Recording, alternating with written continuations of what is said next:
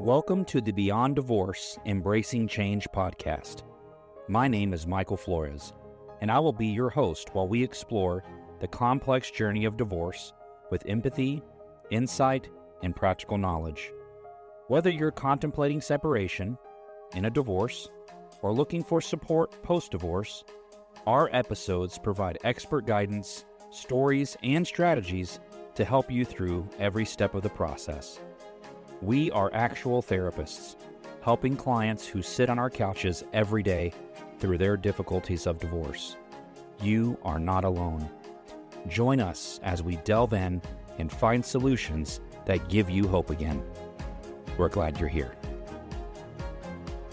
This podcast is not intended to replace legal or personal help. This podcast is for informational purposes only. Welcome, everyone, to the podcast. Again, thank you for being here. I want you to know how much I appreciate you all tuning in and listening in so we get the information to you and make sure that it's helpful as you go through and navigate this divorce. We are in part 1 of What Kids Want 101. This is going to be for kids ages 5 to 11. So remember, as we're talking about this, having this conversation, we're really primarily looking at children from the ages of around 5 up to about the age of 11. There will be a part 2 of the series where we will go from 12 to 18. But in this particular part 1 of the series is 5 to 11. I actually brought in Jinohn to talk to us. Jinohn Marr's here with us again today to talk to us about this particular age range and what do kids want 101. So Jinohn, instead of just asking right out of the gate what kids want, let's talk a little bit about just what's really happening developmentally at this age from 5 to 11. Yeah, so developmentally, kind of going back to my grad school years. Okay, that's fine. I've done that before. We're going to kind of talk about Piaget. Actually, that might even be my undergrad, to be honest, in psychology classes. We talk about Piaget, Erickson. They all have developmental stages for kids. And so Piaget, cognitive, he does the cognitive stages. And so from 5 to about 7, 6 or 7 or so, that's like the pre-operational stage. Okay. Pre-operational stage is kids are very egocentric. Well, explain that. Yeah. Ego, say all these big words we can't spell. Yeah. So these are the kids, they're like, this is about me and this is my world, you're just living in it. It's my world, you in it. It's kind of where they're at. Okay. And so in this, and if you're thinking about in the vein of divorce, kids, like let's say you tell your child, hey, kiddo, we're about to get a divorce. I think that your 5-year-old's going to be like, okay, and then kind of walk away. So don't take it personal if your kid's just like, okay. Right. Because they really, number one, they probably won't know what divorce is. Right. But really kind of it's, am I going to be okay? Yes, I'm going to be okay. All right, fine, I'm good. Sadness, yes, mom and dad are not going to be together. But for the most part, if most things don't change for them drastically, then they're pretty much kind of going to go with the flow. And this is kids 5 to 7, you said? 5 to 7, maybe just 5 and 6. Right. 7-year-olds is when we kind of get into the next stage, which is going to be your concrete operational stage. And of course, I'm saying all these big words, but I'll explain what concrete operational stage is. Okay. That's when our kids are starting to get logical thinking. They are very concrete thinking. I'm not going to say yes, no, good, bad, but a lot of that rather than your abstract, oh, this is happening maybe because, this nuanced thing could be happening. They're not going to get to that stage until they're probably about 13, in the next. Yeah, almost like causation. This is happening as a result of. Do you think that parents, though, explain to their children at a younger age, like between 5 and 11, where they're talking to them as a because, and the kid's brain just doesn't compute? They're not going to get it. They're not. So, and that's the interesting thing is, as normal parents, we probably are just like, yeah, I'm just going to talk to my kid however, because they're really smart and they get it. So I'm just going to talk to them as though they're an adult or like a teenager or whatever, because it kind of maybe feels that way. Right. But it's really important to understand that your kid, 7 to 11, They're very logical, concrete. They are not going to have this nuanced way of thinking. Got it. Which really means what for parents? Like, if you remember that at this stage, this is what this means for you when you're talking to your kids about a big topic like divorce. What does that mean? Keep it simple. Oh, yeah. You want to put the extra S on it? The keep it simple, stupid? Well, I wasn't going to say that. Principle. Yeah, I know you're not going to say that. Yeah. But keep it simple. That's how I remember it. Right? Yeah. Keep it simple, stupid. I'm the stupid, right? So, yeah, keeping it simple. That's good. That's great. Keep it simple. We don't need to do all this extra explaining, and that's what we want to do. Is like, oh, I got to explain this, and I got to explain this, and I got to do. But then, what happens to a kid when a parent over-explains? Well, the problem is that this is when they start problem solving. So I'm going to try to solve your problems for you. Oh, then they get into the roles kids play. The roles kids play. This is when they start empathizing. So it's like, oh my gosh, parent A is really sad. I need to figure out how to how to fix this for them. Okay, they gatekeep as a result. Yep. Gatekeep. I got to figure this out for them because it's not good. So that's kind of where we're at. That habit with oversharing. Yes. Oh my gosh, yes. Okay, so getting back to that particular stage, you said we go from an operational to a concrete operations, right? Yes. Is there a stage after concrete operations? That is more the teenage stage. Okay. So if you're going to, when you're going to do the next stage, that would be I can't even remember what it's called. That's okay. No, and we're talking about, when we say teenager, you're talking about past 11? Past 12. Okay, yeah. Then let's get back to 5 to 11. So, that's what we're here for. Concrete operational ends at 11. Well, perfect. So we have operational, concrete operational. Yeah. Is there anything else in operational that we think parents need to really understand about that stage, or concrete operational? Anything else that would be helpful for listeners to understand about those two stages? I mean, just the most important thing is, and maybe not even the most important thing, but just an important thing for them to remember is, kids are starting to classify. I didn't even say that. Yes, they're starting to classify. So if they're going to classify based on their experiences or what they're told. Oh. So if they're being told, right, that parent B is just not good, parent B cheated on me, parent B, whatever, we're going to classify parent B as bad. Oh, villain. Yep. Got it. Or let's say that they are experiencing, let's say parent A, really, really sad, crying all the time, and parent B is quote unquote fine. Then they're going to classify parent A as needing my help. So it's a lot of classifications because keeping it simple, right? Now, you said something earlier about kids needing those routines and systems. Do you suppose kids respond in that way because they see a break in the system and they're trying to reestablish the system so it's mended? I think, yeah. And I think that's part of the problem solving, and that's the stage they're in. And it could just, if we're kind of thinking about it, and I'm gonna flesh this out real time right now. Bring it, give it to them. So we're talking about kids that want to that we're problem solving right now, and so in that vein, I am, this is how I have learned how to problem solve, or this is how I'm learning how to problem solve, and so now there's a break in our system. Now I'm going to logically solve this problem. Well, logically, what happens is, I get hurt. Mom and dad come together. So now what am I going to do? I'm going to get hurt, or I'm going to do something to bring mom and dad together. Wow.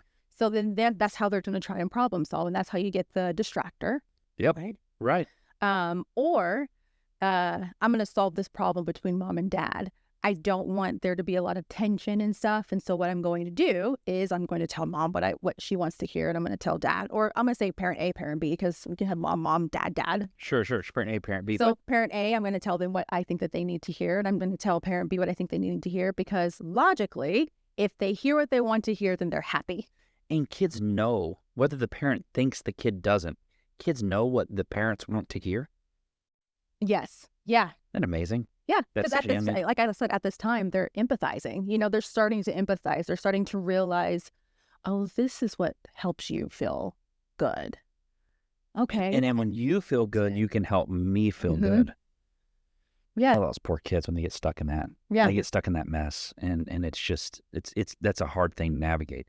So going back, let's get to this next piece about what are kids wanting. Should we break that up, Jinohn? Should we break it up and say, hey, for kids in this stage, the kind of the operational stage, this is what kids want in that stage. When they get to this concrete operations, this is what they really want here. Should we break it up in two, or do you think it'd be better to just say, hey, from 5 to 11, this is what kids are craving? I would say let's just kind of do it all. Do it all. Okay. Because what are kids wanting? And I'll say, like, full disclosure, I've asked a lot of my kiddos. Have you really? I did. Just ask the kids, what do you want? I just asked them what they wanted, and I said, let's just write it on my whiteboard, and Happy meal. I'd like have at it. What do So they say? I'll kind of give you guys, I mean, and it ranges from, it ranges. Okay. And so, first things first, and I put it at the top, get along. They want their parents to get along. Okay. Second is no fighting. Be nice to each other. If we see there's a trend here, they want their parents to live at home. They want their parents to get back together. These are usually the younger ones, your pre-operational. The getting back together one? Mm-hmm. Mm-hmm. Your pre-operational, get back together, live back at home.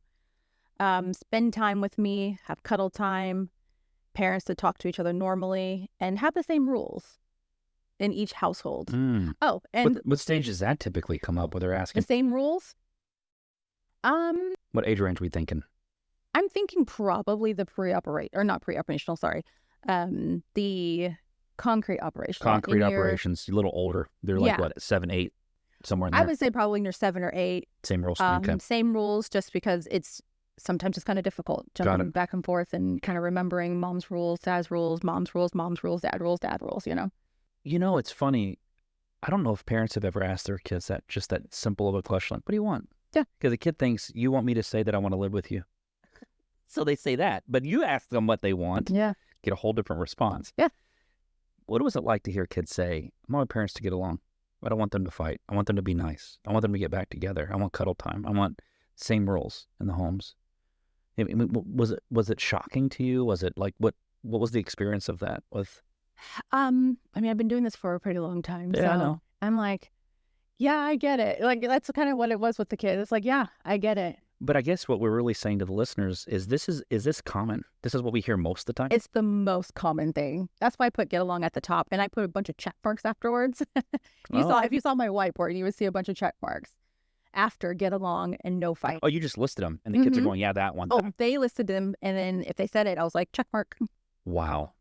How many check marks do you think you had on get along? Probably 2 or 3. Mm-hmm. 2 or From the ones that you asked? From the ones that I asked, yeah. What do you suppose, because of the stage of 5 to 11, what is it about getting along that means so much to them? Less tension. And I'll say less having to problem solve.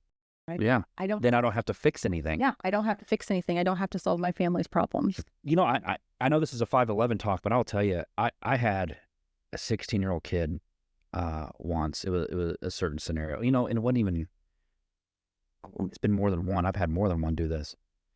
But I've had a set of kids, I'll call them kids, but they're older, 15, somewhere in that range, 15, 17, whatever it was. And they would walk out of it, they wouldn't talk much in the session. And I'd ask them, like, when a kid doesn't really talk too much in the session, like, there's something there. Even if they're not talking, that doesn't mean that there's nothing going on. Yeah. And so on the way out, I typically do it on the way out, so it's not so intense like in the session. So on the way out, I kind of tap their shoulder, say, hey, I want to ask you something. And I go, I didn't hear from you much today. Are you okay? Let's do it just like that, just like a general, are you all right?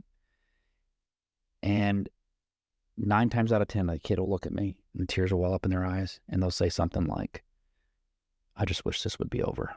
Yeah. Mm-hmm. Because they're just tired of trying to solve a problem. They don't think it's theirs. It's not their problem. They didn't create it. It's not ours. And I don't know what to do anymore. I don't know how to solve it. And in some cases, these kids have been doing this for years. In other cases, it's very new. But either way, the feeling's the same. Mm-hmm. And it's almost as if, like, I look at those kids with just complete compassion, and I say, if I make it my interest to try to help move this along so we can get this resolved. Now, it may not look how you hope, but it will be resolved. Like, there's going to be a final, like, would that help you? And you know what I get the kids to usually say? Yes. Yes. Yeah. Yeah. And I think it gets that back to, if they're not in court, not fighting, then at least we're not fighting, right? No fighting was the second one you said. Yes. Get along, no fighting. So now we have the no fighting, which then means there's a potentiality of maybe getting along. Yeah. I don't know, as an assumption. But little kids are saying the same thing, huh? They are. So it doesn't change. Get along. Get along. Yeah. Wow, that's simple.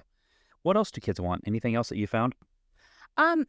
Well, even when I'm just working with kiddos, and they may not say this, Mm-hmm. but they don't want to hear negative things about the other parent. So why do you think they hear about it? I'm laughing because of like, they really don't want to hear it, but boy, do they ever get to hear it. They get to hear it. So can you maybe explain to the listeners, why is it important to the children to not hear it? And then I'm going to ask a question for the parents to help them out, because I think there's a question I've heard parents ask me that I want to ask you that I think will help the listeners. But why do you suppose kids don't want to hear that? Like, I don't want to know about those negative things about my parent. Number one, they love the other parent. You know, the other parent is their parent, not their ex-spouse. Wow. You know, not their ex-partner, but it is their parent. Yeah, it's half of them in it. It's half of them. Yeah. And it's if you're saying this negative stuff about parent B, you're saying negative stuff about the B side of me. Wow, say that again. I really want the listeners to hear that, because I don't think that's not considered when they're talking about it. What did you say again? Kid, what's that subconscious part going through the kid's head when you're hearing negative thing about your other parent? Yeah, if you're hearing negative things about parent B, then I'm hearing all the negative things about the B side of me. The B side, because there's an A side and a B side. There's an A side and B side. Mm-hmm. Oh, that's so good. So let me ask this then for the parents, just to help them out. What does a parent do when the other side is doing that, but they're not going to do that? I'm not going to talk bad about your other parent, but I know your other parent's talking bad about me. What does a parent do in that situation? You know, and I get that question all the time too. You see? Yeah. I do. What do you do in that? I think that is a really good question, Michael. What do you usually do? Well, you would ask me what I do. Yeah. I had a feeling you would. It's like, because in all honesty, truth is, when we're working with the kids, the scenarios are always a little different, because kids don't fit in a box, right? And this is why we have obviously 2 episodes of kids' ages. But what I've learned that works best when I'm talking to that parent is I look at them and I say, I think I would just say that to them. If you look at them and say, I get the sense that, don't say you know, because you're not in the home. Don't say, I know your mom, or I know your dad's talking bad, or parent A, whatever, is talking bad about me. But instead say something like, I get the sense that I'm not very well liked in your other home, to your kid. And say, but I want to make a promise to you. If I have a negative opinion about parent A over there and your parent B, but parent A, I'm going to keep it to myself, because I think it's not fair for me to put an emphasis on judging your parent because I'm not being parented by them. Right. I'd rather not discuss them in our home. Are you okay with that? If you and I have that agreement that we won't talk bad about the other parent in our home. And do that with your kid.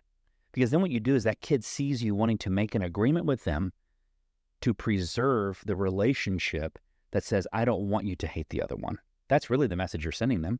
Uh-huh. So then the kid, because now you can't stop what's happening in the other home, but that kid knows you love me more than you hate my other parent.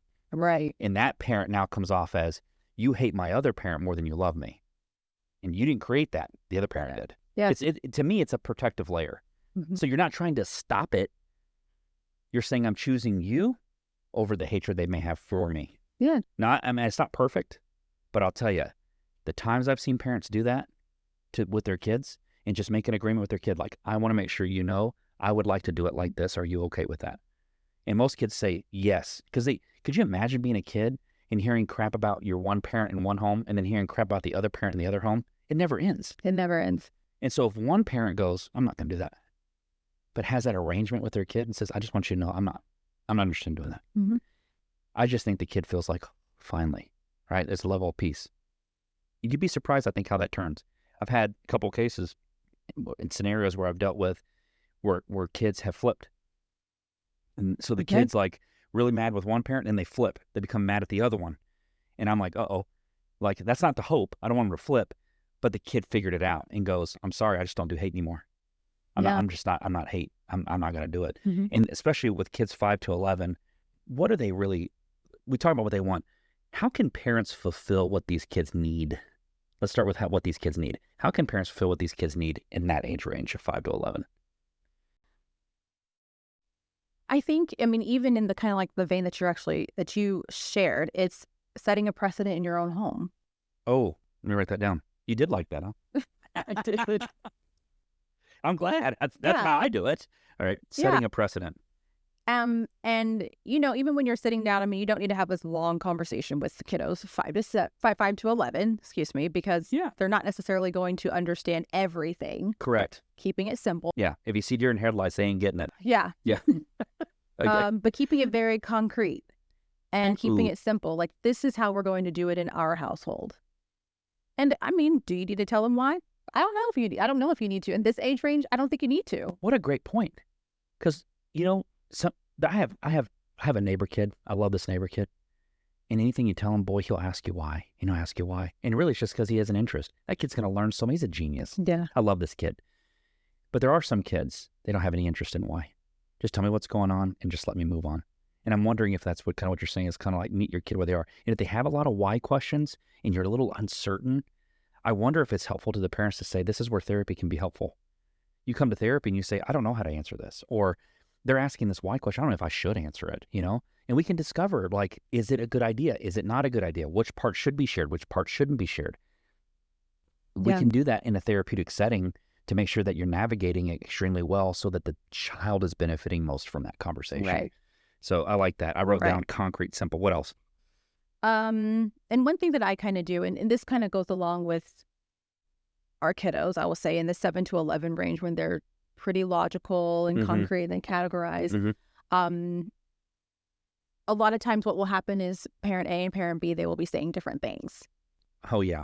Happens a lot. So they'll get confused. They're like, oh, I'm confused because parent A is saying this and parent B is saying either nothing, like, sorry, kiddo, I can't talk about court because we all know you're not supposed to talk about court. So they struggle who to believe.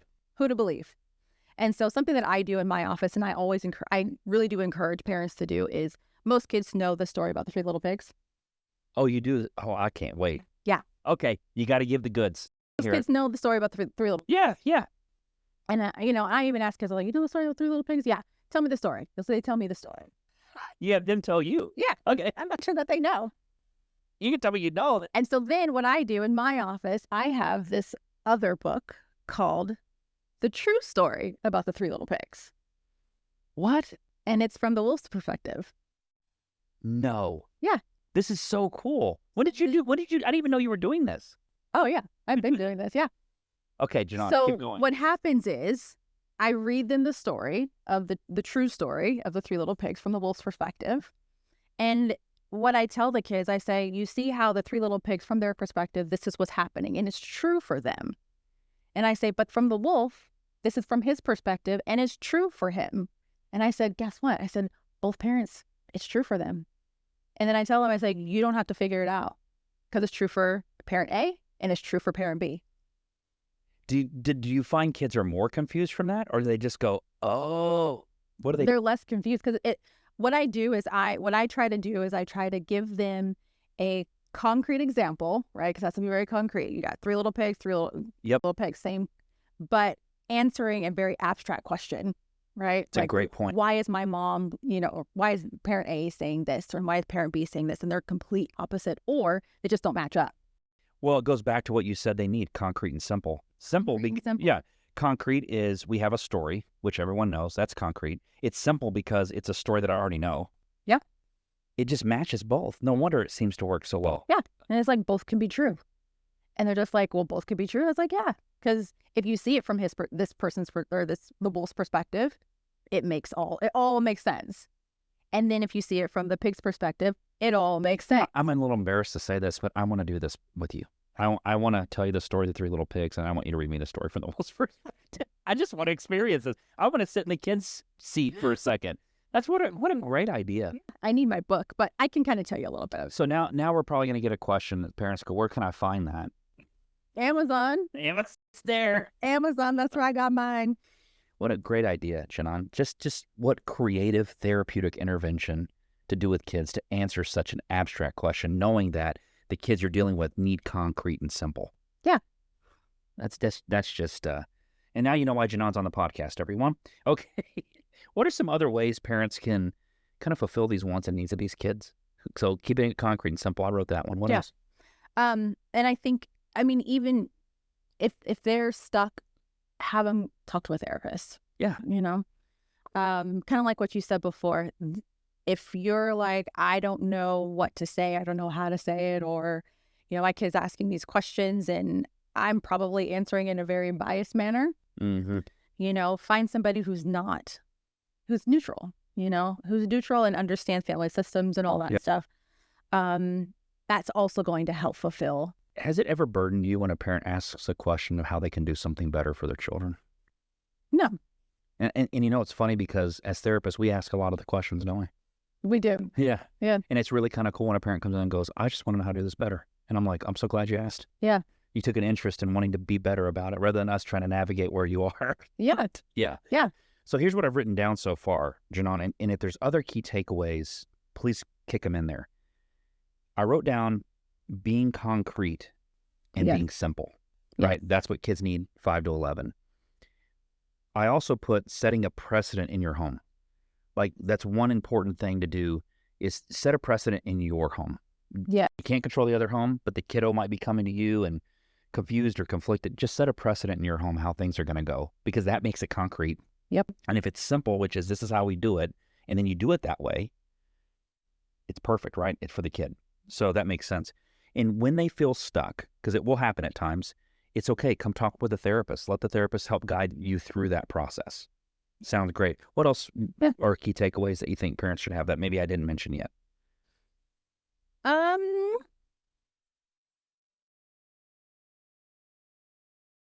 don't really have any more. I mean, okay. You know? You think those are the highlights? I think those are it. And I think the thing that you said earlier too was when you go from like 5 to 7 or 5 to 8, that's one range, and then you got to get into a new range from operational to pre-operational to concrete. And I think that people need to remember that when you go to your kid and he's really little, or she, and you say, hey, I just want to let you know that your mom and I or your dad and I are getting divorced, or whatever it may be, or probably encourage both parents to sit down and say, we have decided that we need to get divorced. And the kid goes, okay. Like, don't be like upset, and don't over-explain. I think that's the big one you said too, is don't over-explain. Yes. Don't over-explain. Yeah. If you over-explain to these kids, I just see a lot of angst come out of them. I think kids, I've wondered if anxiety with children this age is really they just match what they see. So if you're like overwhelmed and you're anxious and you don't know what's going on, if kids at this age just do the same thing. Yeah. They basically mirror the parent in that. And I know that will probably be a conversation with Jen about mirroring, like kids will mirror, because I know that comes up a little bit later as they get into their own independent self. They less mirror and they become more identified, right? Because they're hidden that part of their life where they're creating identity. But these younger kids, they really mirror a lot of what you do. And one of the things I love about the way you do therapy is you come way down with these kids. Like your energy is just like we're here together. We're on the carpet, right? We're playing the games, and the kids just love it. They eat it up.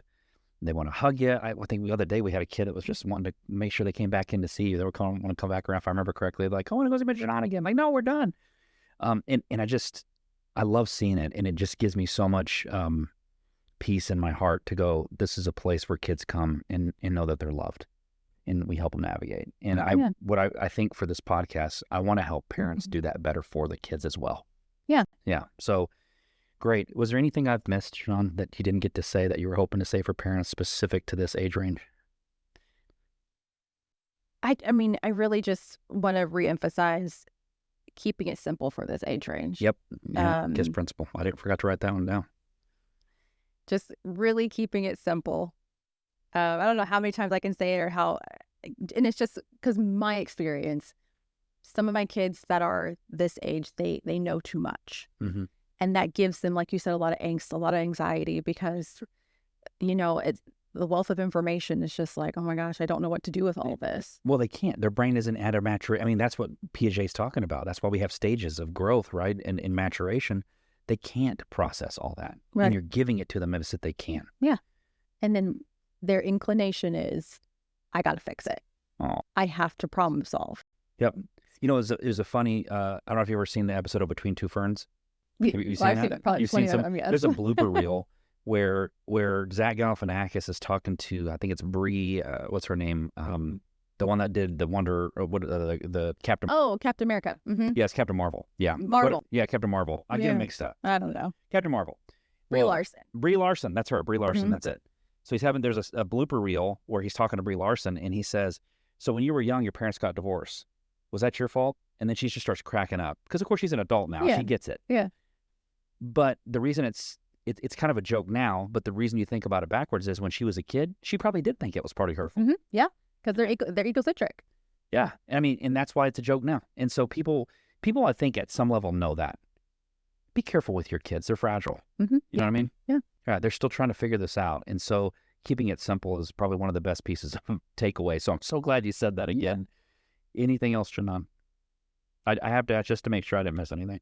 Nothing else from me. Nothing else from you. Well, I'm going to tell you, you listeners got a treat today for that. Jinohn shared some phenomenal information, and this is not, I'll let everyone know, this is not the age range I primarily work with. I'm about 10 and older, but these younger kids, Jinohn's teaching me a ton, so I got to ask her some really unique questions about it, and I really hope that you got a lot of good information that you can utilize. So again, thank you for being here. If you found this podcast helpful, would you please go and rate and review our podcast? If you wouldn't be opposed to that, we would love to hear from you if you found it helpful. And we thank you so much for being here. Keep moving forward, everyone.